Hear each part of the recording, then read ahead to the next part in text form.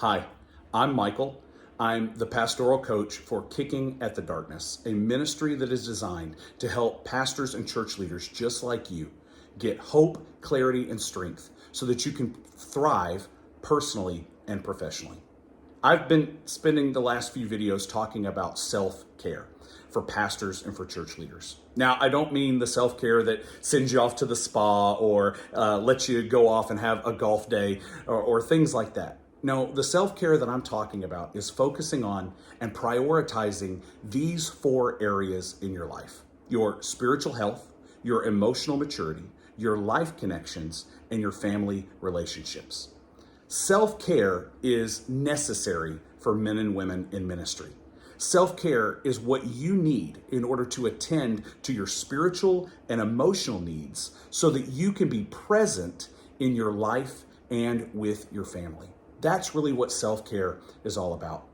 I want to share with you in this video my journey through self-care, my journey and what it took for me to focus on these things. I went through some of the darkest times of my life. I went through some difficult situations in my life, and I'm still facing not perfect situations, but I'm trusting God that He was faithful in the past. He'll be faithful in the present, and He will continue to be faithful in the future. And by sharing my story, I want you to know that there is hope, clarity, and strength for you in your ministry and in your life moving forward. So about 10 years ago, I was on a mission trip. It was our church's second adult international mission trip.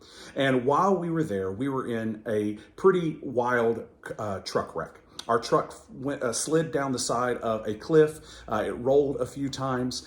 Every single one of us in the vehicle, by the grace of God, by His mercy and by His hand, were safe. And we walked away with minimal bumps and bruises and scrapes. About 6 months or so after this, I started really dealing with some depression and anxiety. Those things have always been an issue in my life, but I found myself staying in bed a lot. I found myself being irritable. I found myself worrying about everything and trying to control everybody and every situation around me. Things were really, truly out of control, even though I was trying to control everything. Well, my wife encouraged me to go see a therapist, and I'm really glad that I did. While I was in that meeting with the therapist, that initial meeting, he said to me, "Michael, I think you're really over the wreck. I don't think it's the wreck that's causing these issues." And then he started listing 4 or 5 different negative thought processes or ways that I was functioning in life, that I had been thinking those things, I had been living in that way since I was probably 7 years old. I had to really take an inward look and say, okay, am I going to get emotionally mature? Am I going to take a hold of my emotions, of my thoughts, of my behaviors? Am I going to really give those things over to God and let Him change me and transform me? And so, by the grace of God, I began focusing on my mental and emotional health. And it made all the difference for me. Things didn't change overnight, but my perspective and my belief that there was hope, that change really could happen, that I didn't have to be stuck in these emotional processes or these negative thought processes, that there really was a way forward. Well, moving ahead, this is me. This is me probably about 8 years ago or so. I was at my heaviest. I don't know what I was on the scale the last time I weighed myself. I was 267, so I may have crossed over into the 270 range. So while I was taking care of myself emotionally and mentally, I still wasn't taking care of myself physically. And over the course of about a week, I ended up losing my eyesight. I didn't know what was happening. I went and saw an ophthalmologist. They did a blood work on me, and it turns out that my blood sugar was at 700. Now, your blood sugar should be 100 or below for a normal person. I had crossed over into type 2 diabetes. I should have been dead. I should have had a stroke. But again, by the grace of God, we began to take steps to focus on and live into a healthy lifestyle. All those times where you tell people, hey, your emotions and your mental life, what you think about and how you live in your body, all of those things are intertwined. Well, it turns out it's true. It really is true. And so I began to focus on my health. I'd gotten healthy on the inside. Now I was working to get healthy on the outside. I lost some weight. I started joining a gym, a Brazilian Jiu-Jitsu gym. These are my coaches right here. I've got my blue belt, and I began to move forward with new relationships. My family life was continuing to grow. My ministry was continuing to mature and to grow. I felt like I was in a really healthy place, both mentally, emotionally. I was healthy physically. I was healthy in my relationships. Our family was doing well. And I felt a lot like this house. I stopped and took this picture one day. I'm gorgeous I'm gorgeous inside too, house, right? I really connected with that. So, I decided I felt God's calling to start this ministry, and we began in earnest in August of 2021. Again, I was at one of the best places in my life that I had ever been, inside and out, relationally and with my family, and then another tragedy struck. I ended up having to have open heart surgery. I had a triple bypass. In the 3 months leading up to this, August, September, October, my jiu-jitsu coach and I were doing the old school P90X. We were about day 80 or so in doing it. And so there we would find ourselves during some days doing the yoga video.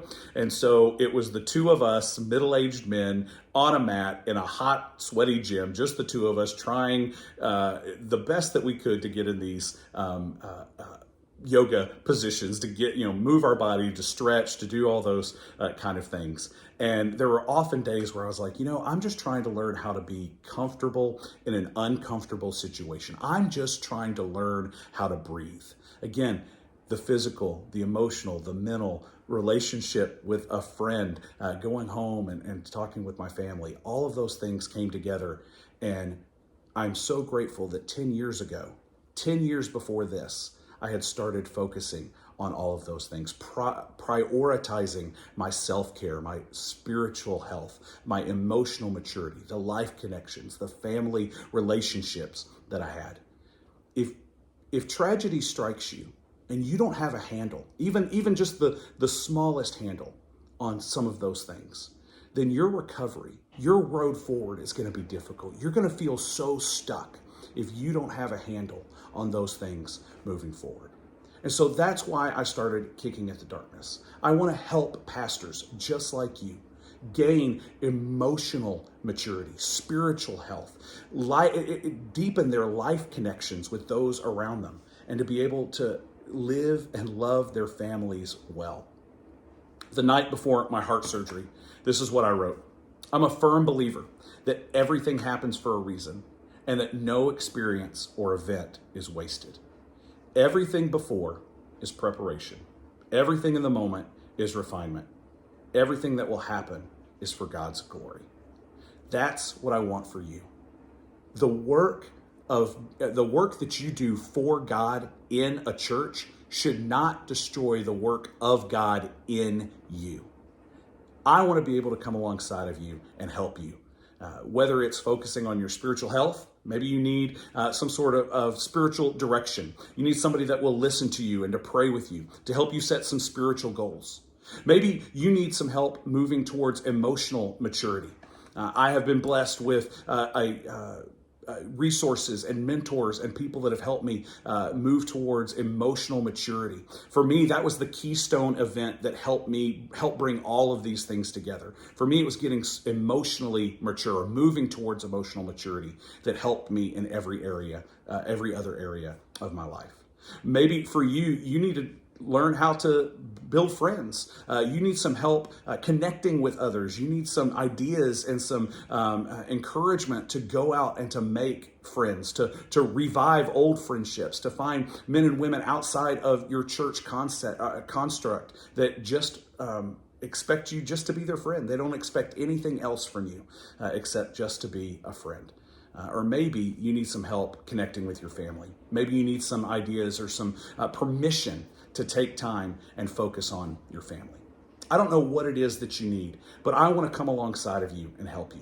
I want you to connect with me and find out what I can do or how I can help you through one-on-one coaching, maybe coming in and doing some team teaching with your church team and your leadership. Maybe it's coming alongside of you and leading a retreat to help you focus on just determining your vision and values for your personal life or for the life of your church. I don't know what it is, but I want to be able to connect with you. I want to be able to help you out. So if there's anything that you need from me, if there's any way as a pastoral coach that I can help you gain hope, clarity, and strengths in the days, months, years moving forward so that you can thrive personally and professionally, don't hesitate, reach out to me. What I'd like you to do right now is to either click the like or subscribe button to this. If there's somebody you know that could use some hope, clarity, and strength that could benefit from hearing my story and what God was able to do, how he was able to meet me in all of those areas, share that with them. Connect them in the comments, right? Send them the email, whatever it might be. I want to be able to come alongside of you and help you. I am Michael. Kicking at the Darkness is here to help you get hope, clarity, and strength for your life and for your ministry. Whatever I can do to help you, I want to do so. Peace. We'll see you next time.